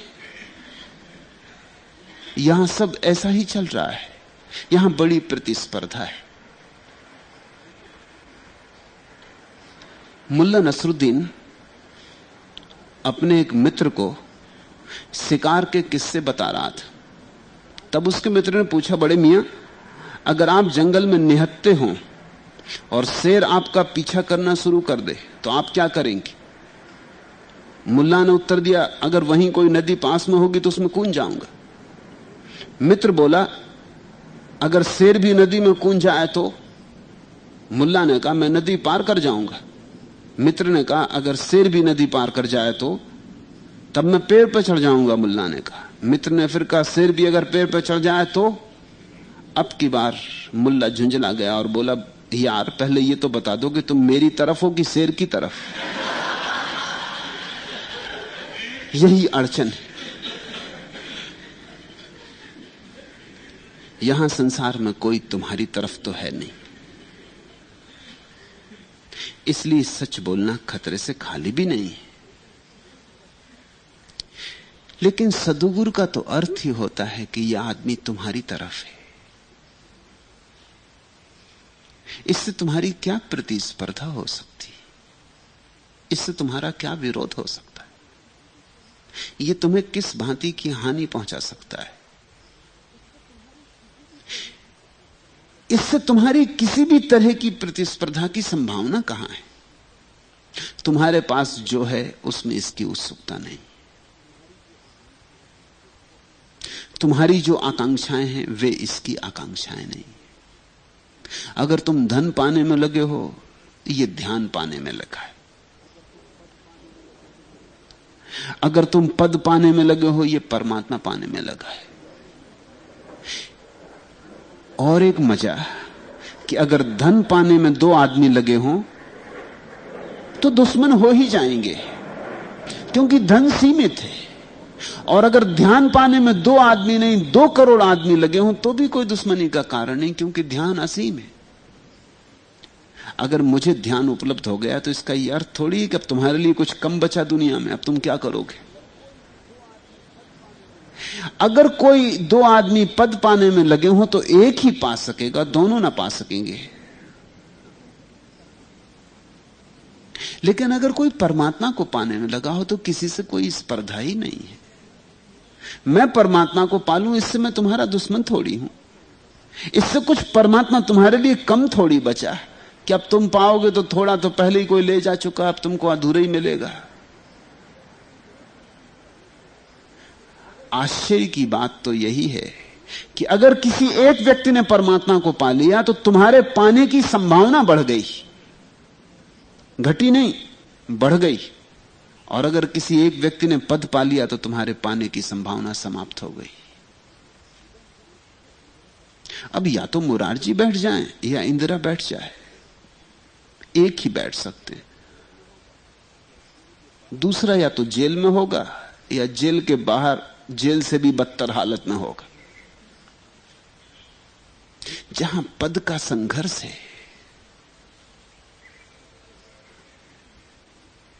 वहां तो स्पर्धा है, वहां तो दुश्मनी, वहां मैत्री कैसी? तो राजनीतिक मित्र हो ही नहीं सकते। मित्र भी जो दिखाई पड़ते हैं वो भी मित्र नहीं होते। जो एक ही पार्टी में होते हैं वो भी मित्र नहीं होते। कैसे हो सकते? मित्रता सब दिखावा है, ऊपर ऊपर है, धोखा है। मित्रता सब औपचारिक है, भीतर दुश्मनी चल रही, भीतर एक दूसरे को काटने के सब उपाय चल रहे हैं। राजनीति में मित्रता होती नहीं, धर्म में शत्रुता नहीं होती। हो कैसे सकती? अगर मुझे कुछ मिल गया है तो इससे तुम्हारे मिलने की संभावना कम नहीं हुई, बढ़ गई। अगर एक आदमी को मिल सकता है तो तुम्हें भी मिल सकता है, यह भरोसा आ सकता है। अगर तुम जैसे ही हड्डी मांस मज्जा के आदमी को मिल सकता है तो तुम्हें क्यों नहीं मिल सकता? तुम्हारी हिम्मत जगेगी, तुम अपने खोए उत्साह को पुनः पालोगे, तुम्हारा आत्मविश्वास पैदा होगा। सद्गुरु का अर्थ है उसने कुछ ऐसे जगत में पाया है जहां प्रतिस्पर्धा होती ही नहीं। उसने ध्यान पाया, समाधि पाई, परमात्मा पाया, धर्म पाया। एक तो तुम्हारी आकांक्षा नहीं है इन बातों की। अगर तुम्हारी आकांक्षा है तो भी कोई स्पर्धा नहीं है। तुम सद्गुरु के सामने सब खोल के रख सकते हो। तुम्हें अपने ताश के पत्ते छिपाने की जरूरत नहीं है, ट्रंप कार्ड भी छिपाने की जरूरत नहीं है। तुम सारे पत्ते खोल के रख सकते हो। अच्छा यही होगा कि तुम सारे पत्ते खोल दो, तो सद्गुरु तुम्हें ठीक ठीक से रास्ते पर ले चले, तुम्हारा हाथ पकड़ ले। तुम्हारे सारे पत्ते खोल के रख देने में ही तुमने अपना हाथ सद्गुरु के हाथ में रख दिया। उसके पहले तुम रखोगे नहीं, उसके पहले तुम मुट्ठी बांधे हुए हो, कुछ छिपाए हुए हो। बचाना है, ज्यादा करीब ना आओगे, जरा दूर दूर रहोगे, दीवार रखोगे, ओट रखोगे, पर्दा रखोगे, क्योंकि कहीं सब बात खुल ना जाए। सब बात खोल ही दो ताकि बचाने को कुछ ना रहे। जब बचाने को कुछ ना रहेगा, कुछ राज ना रहेगा, कुछ रहस्य ना रहेगा, तो फिर किस लिए ओट करोगे, फिर किस लिए पर्दे डालोगे? फिर सब ओट मिट जाएगी, और जहां ओट मिटती है वहीं क्रांति घटती है। तीसरा प्रश्न, राम राम करत काहि, राम ऐसे मिलत नाही। राम सदा कहत जाई, राम सदा बहत जाई। कहत पकड़ो राम नाही, चलत पकड़ो राम नाही। राम सदा विराजत माही, सब दिसत राम सही। सुंदर वचन है, लेकिन इनको प्रश्न क्यों बनाया? इनमें उत्तर है।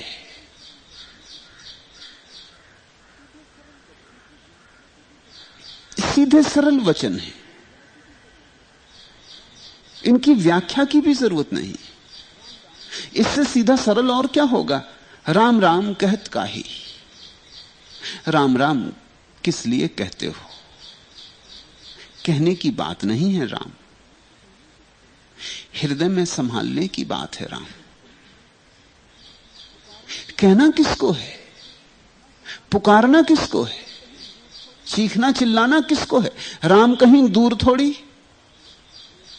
कबीर कहते हैं, क्या बहरा हुआ खुदा है? क्या तेरा खुदा बहरा हो गया जो इतने ऊंचे मीनार पर चढ़ के चिल्ला रहा है?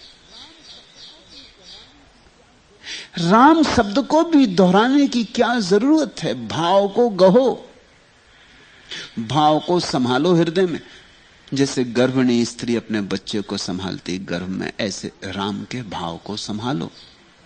राम राम कहत काही, राम ऐसे मिलत नाही।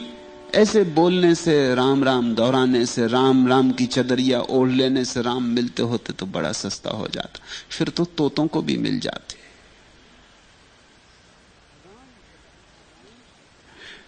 राम सदा कहत जाई, सुंदर वचन है कि तुमने कहा राम कि गए राम। हाथ से चूके, कहे कि चूके, यह शब्द की बात नहीं, निशब्द में संभालना है, शून्य में, मौन में पकड़ना है। शब्द बना कि तुम राम से दूर हो गए, शब्द बना कि मन बन गया।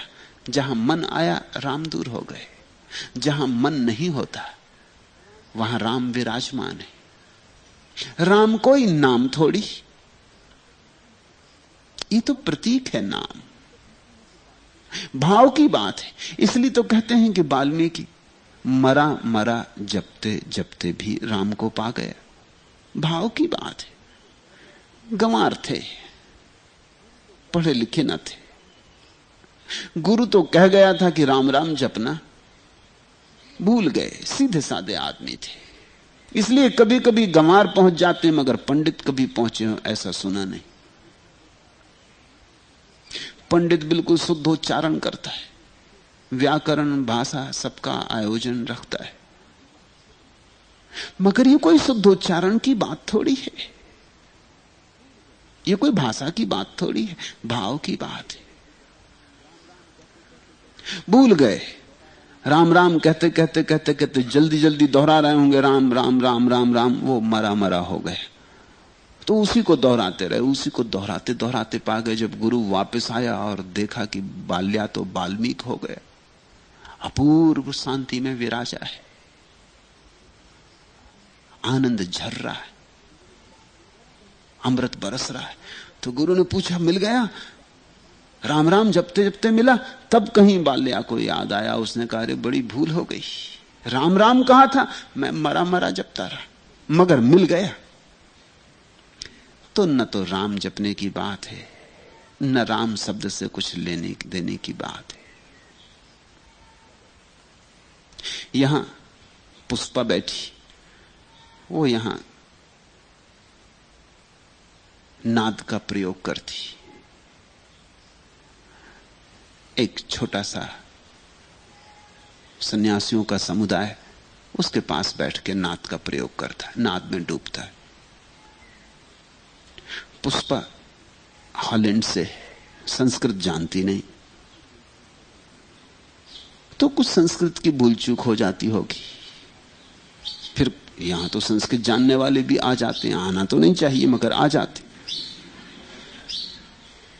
तो किसी संस्कृत जानने वाले ने ऐतराज उठाया होगा, पुष्पा को समझाया बुझाया कि इस तरह का नहीं, ठीक ठीक उच्चारण होना चाहिए मंत्र का, नाद का ठीक स्वर होना चाहिए, ठीक व्याकरण होना चाहिए। तो बेचारी पुष्पा बात में पड़ गई। जब हमेशा वो अपने समूह को लेकर आती थी तो परम आनंद की घटना घटती थी, वे खूब गहरे डूबते थे। इस बार जब आई मेरे पास और उसके समूह ने जब नाद का उच्चार किया तो उच्चारण तो सही था, बाकी सब खो गया। व्याकरण बिल्कुल ठीक हो गई, मगर ना भाव था, ना रस था, ना डुबकी थी। डर दूसरा लगा था, डर ये लगा था कि कहीं कोई भाषा की भूल चूक ना हो जाए। तो गौण तो पकड़ में आ गया, मूल खो गया। मैंने उसे बुला के पूछा कि तू जरूर किसी संस्कृत जानने वाले के चक्कर में आ गई। उसने कहा कि हाँ, कुछ गलती हुई। मैंने कहा सब गड़बड़ी हो गया, गलती नहीं हुई।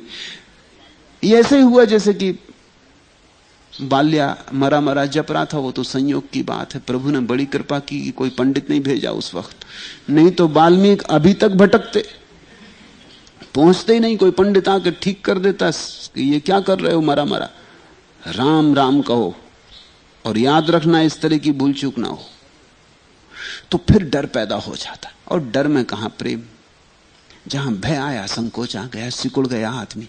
फिर वो पूरे वक्त ख्याल रखते कि कहीं मरा तो नहीं हो रहा है, फिर तो नहीं हो रहा है मरा, बस चूक जाते। फिर लीनता ही ना बनती, फिर तल्लीनता ही पैदा ना होती। तो मैंने उससे कहा भूल सब भाषा व्याकरण, यहां कोई मैं भाषा व्याकरण थोड़ी सिखाने को बैठा हूं, यहां असली की बात चल रही, नकली की बात मत कर, भूल सब। कोई भी शब्द काम देगा,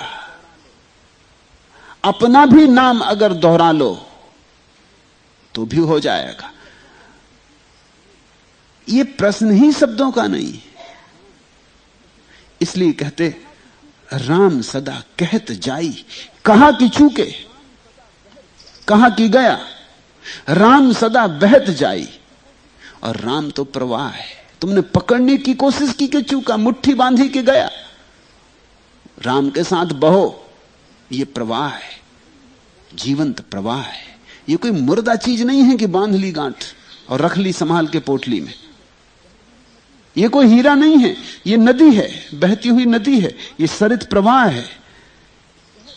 राम सदा बहत जाई, कहत पकड़ो राम नाही। और तुमने कह के पकड़ लिया, राम चूके। राम बह रहा है, तुम भी उसके साथ बहो, बहो धारा के साथ। यही समर्पण का अर्थ है। चलत पकड़ो राम नाही, राम सदा विराजत माही। और राम तुम्हारे भीतर बैठा है, बुला किसको रहे? बुला कौन रहा? जो बुला रहा वही राम है। अब राम से ही राम राम कहलवा रहे हो, काहे को कष्ट दे रहे? राम से राम राम कहलवा के क्या सार होगा? जो भीतर पुकार रहा है उसमें ही डुबकी ले लो। सब दिशत राम सही। जब भीतर राम दिखने लगेगा तो तुम पाओगे सब दिशाओं में राम है।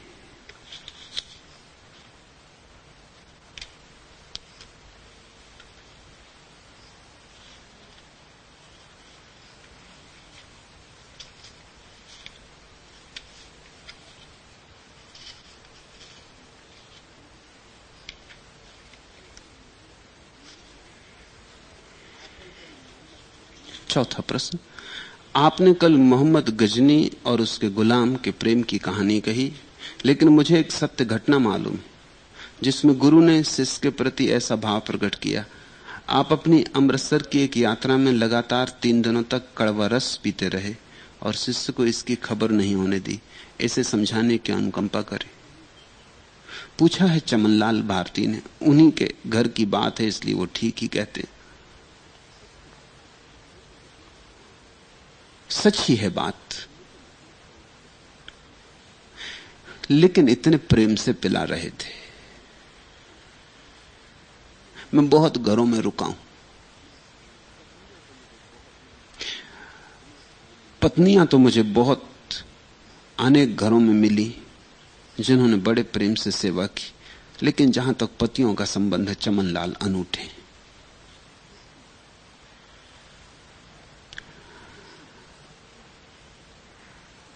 खुद ही सारा देखभाल करते। रात 12 बजे मुझे विदा करके फिर सुबह का इंतजाम करने में लग जाते। 4 बजे उठ के फिर सुबह का इंतजाम। रस भी खुद लाते, पानी भी खुद लाते, भोजन भी खुद लाते।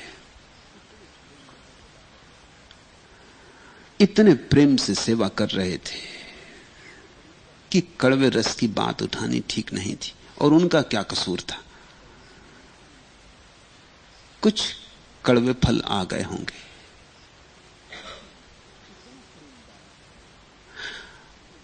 इतना प्रेम डाला था उसमें कि वो कड़वाहट नहीं रही थी। जीभ तो जानती थी कि कड़वा रस है, लेकिन मैं तो कुछ और भी देख रहा था जो उसके साथ बह रहा है। वो इतना ज्यादा था कि उसने उस कड़वेपन को ढांक दिया था।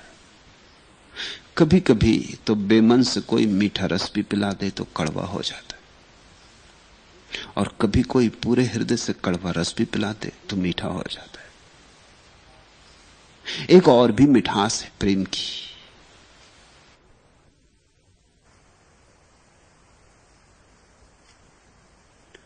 आखिरी प्रश्न, संत दादू ने अपने शिष्यों की पीड़ा समझकर भविष्यवाणी की थी कि 100 साल बाद एक संत प्रकट होगा, वही पीड़ा मेरे समेत आपके सभी शिष्यों में मौजूद है। लगता है कि आपकी अनुपस्थिति हमें अनाथ बना देगी। हमारे अंदर भी यही गहरी आकांक्षा जगती है कि हमें भी कोई 100 साल बाद संभालने वाला हो। कृपा कर प्रकाश डालें। पहली तो बात, मेरे रहते तुम सनाथ क्यों नहीं हो जाते हो? तुम्हारे इरादे अनाथ रहने के ही हैं। मैं तैयार हूं तुम्हें सनाथ करने को, और तुम कह रहे हो कि जब आप चले जाएंगे तो हम अनाथ हो जाएंगे। अगर तुम एक बार सनाथ हो गए तो सनाथ हो गए, फिर अनाथ नहीं होते। अनाथ वे ही हो जाएंगे मेरे जाने के बाद जो मेरे होते हुए भी अनाथ थे। इसे खूब ख्याल में ले लेना। अगर मुझसे संबंध जुड़ गया तो परम से संबंध जुड़ गया, वही नाथ है। उसके बिना तो अनाथ ही रहोगे। और अगर मुझे चूक गए तो 100 साल बाद अगर कोई आ भी जाए तो उसको भी चूक जाओगे। 100 साल में चूकने की आदत और मजबूत हो जाएगी। 100 साल अभ्यास कर लोगे ना चूकने का। 100 साल के बाद की फिक्र कर रहे हो। मैं अभी मौजूद हूं, दरवाजा अभी खुला है। तुम कहते हो जब दरवाजा बंद हो जाएगा 100 साल बाद कोई दरवाजा खुलेगा कि नहीं? अभी दरवाजा खुला है।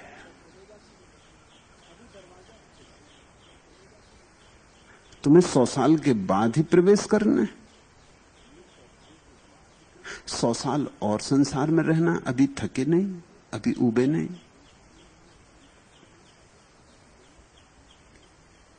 जो अभी हो सकता है उसे कल पे मत टालो। और अगर अभी ना कर सके तो कल कैसे कर सकोगे?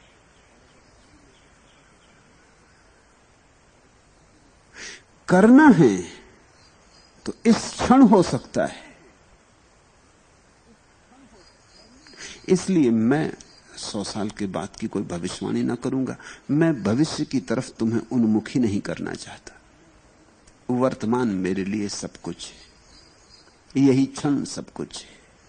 कल ना तो आता है, ना कभी आएगा, ना कभी आया है। कल की आशा ही संसार है। आज में प्रवेश कर जाना ही धर्म है। धर्म बिल्कुल नगद बात है। तुम उधारी की बातें मत करो। मैंने सुना मुल्ला नसरुद्दीन एक दुकान पे गया, देखा कि दुकानदार एक तख्ती लगा रहा है। तो मुल्ला ने पूछा, बड़ी प्यारी तख्ती है। उसने कहा, पढ़ो भी तो क्या लिखा है। वो मुल्ला जैसे आदमियों के लिए तख्ती लगा रहा था। तख्ती पे लगा था, आज नगद कल उधार। मुल्ला थोड़ी देर चुप बैठा रहा, फिर बोला, अच्छा भाई चलते। तो उस दुकानदार ने कहा, कैसे आए कैसे चले? उसने कहा कि जैसे आए थे अभी तख्ती देख के जा रहे हैं, कल आएंगे। आज नगद कल उधार। तो जिस हिसाब से आए थे अब वो तो आज चलेगा नहीं, कल आएंगे। उधार लेने आए थे, मगर कल फिर आज की तरह आएगा ना। कल जब आओगे फिर तख्ती पे फिर लिखा होगा, आज नगद कल उधार। ऐसी जिंदगी की तख्ती है जिस पे लगा है आज नगद कल उधार। तुम कल के लिए प्रतीक्षा कर रहे हो। कल कभी आता? आज ही आता। जो आता है वो आज। द्वार खुला है, हिम्मत हो प्रवेश कर जाओ। हिम्मत न हो तो 100 साल का क्या हिसाब रख रहे हो? 100 साल बाद जब जो होगा होगा। अगर हिम्मत होगी तो उस दिन भी दरवाजे मिल जाएंगे। हिम्मतवर को सदा दरवाजा है।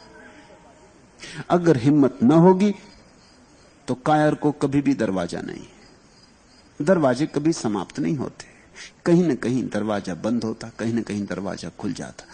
ऐसा तो कभी नहीं होता कि परमात्मा तक पहुंचने का कोई उपाय न हो। सदा उपाय है। परमात्मा किसी न किसी रूप में, किसी न किसी द्वार से तुम्हें पुकारता ही रहता। तुम में पर हिम्मत होनी चाहिए। अब तुम कह रहे हो कि 100 साल बाद आपकी अनुपस्थिति हमें अनाथ बना देगी। मेरी उपस्थिति तुम्हें सनाथ बना रही?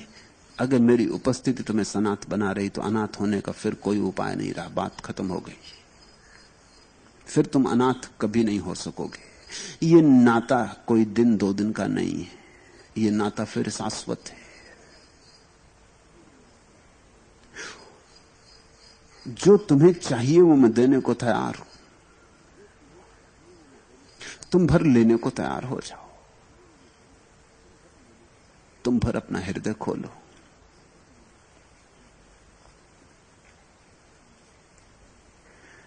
मैथिली में एक लोक कथा है, गोनू झा का नाम बिहार में खूब प्रचलित है।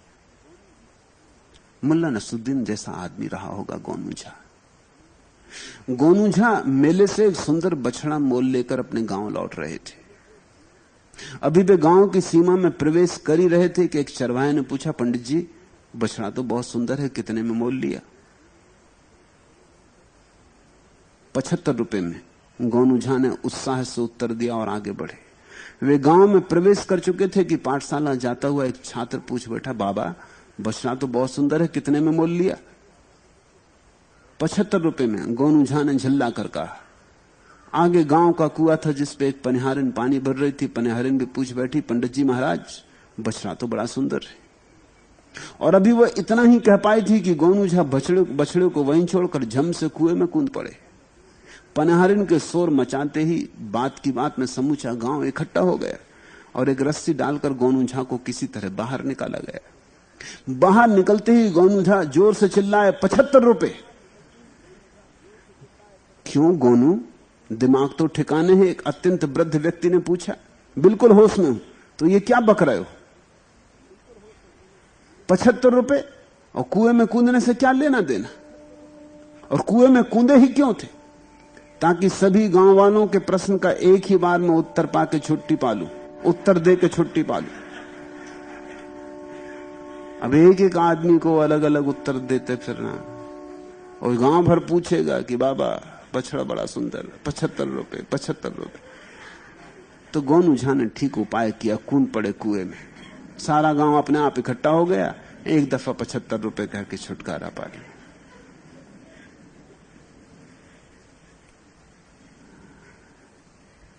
जो प्रश्न तुमने पूछा है वो प्रश्न औरों के मन में भी हो सकता है।